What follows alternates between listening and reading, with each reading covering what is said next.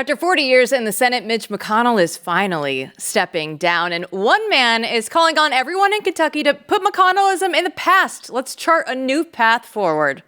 It's garbage day in Kentucky, and thanks to Mitch McConnell, things have gotten dirty.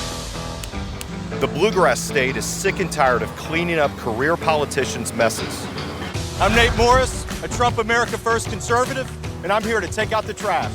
Don Jr. called that one of the best campaign ads that he's seen in years. Joining us now is Kentucky Senate candidate Nate Morris. So Nate, thanks so much for joining us. So we look at this state, right? Every time we look at Kentucky, we think of Mitch McConnell, and we are very excited to be moving on. So why is your campaign decidedly so anti-Mitch McConnell and pro-Donald Trump?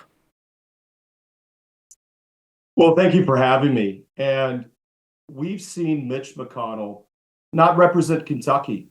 And I think that's one of the biggest differentiations between myself and my opponents. I've never been in politics before.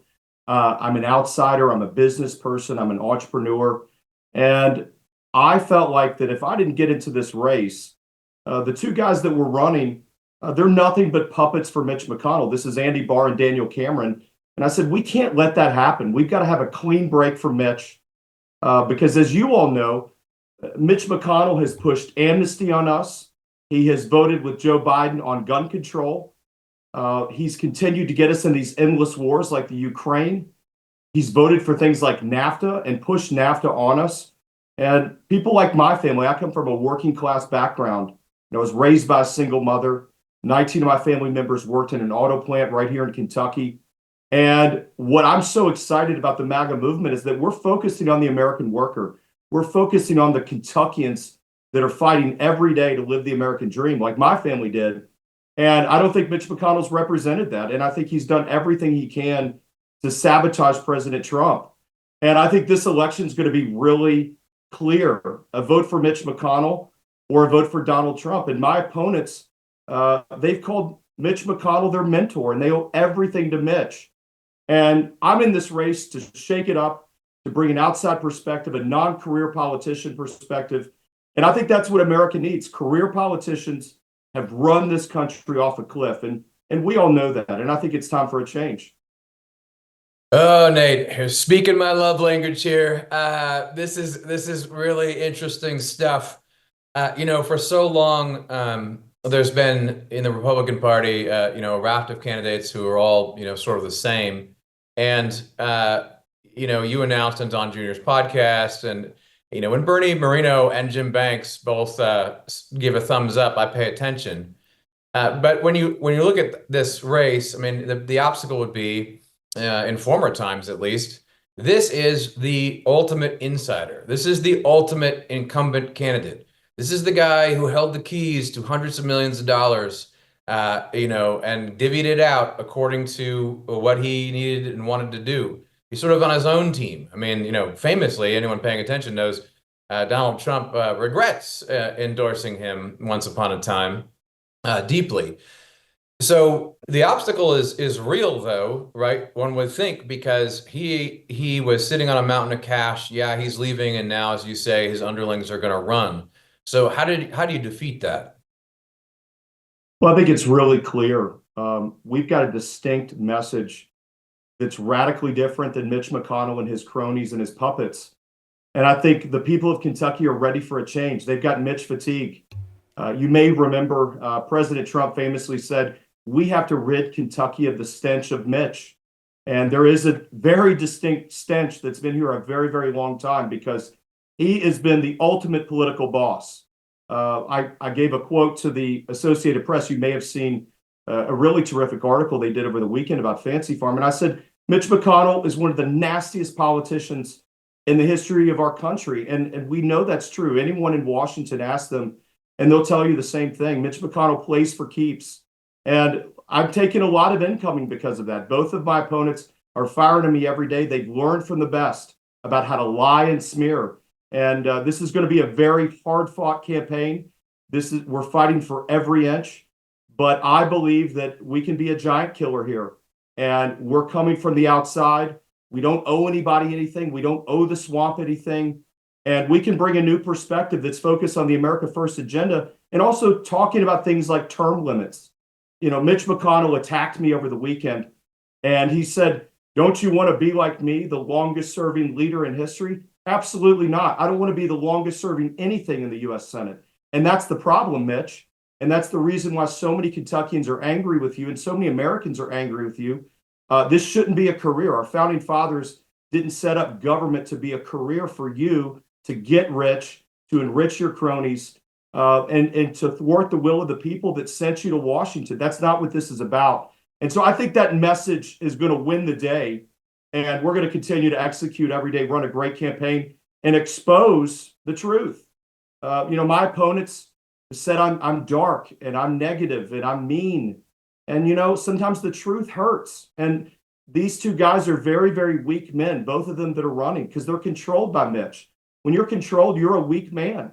And they're very, very weak. And we're going to expose that. And I think the people of Kentucky, it's going to be very obvious to them.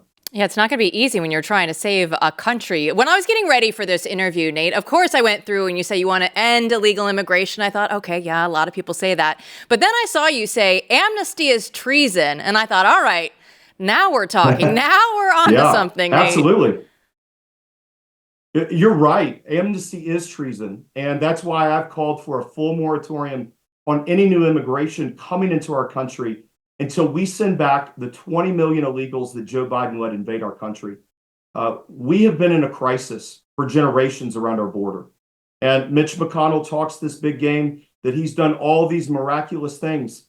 Mitch could have fixed the border a long time ago. He had so much power at one time. He could have fixed the border. He didn't do that. He instead chose to enrich himself and enrich those around him.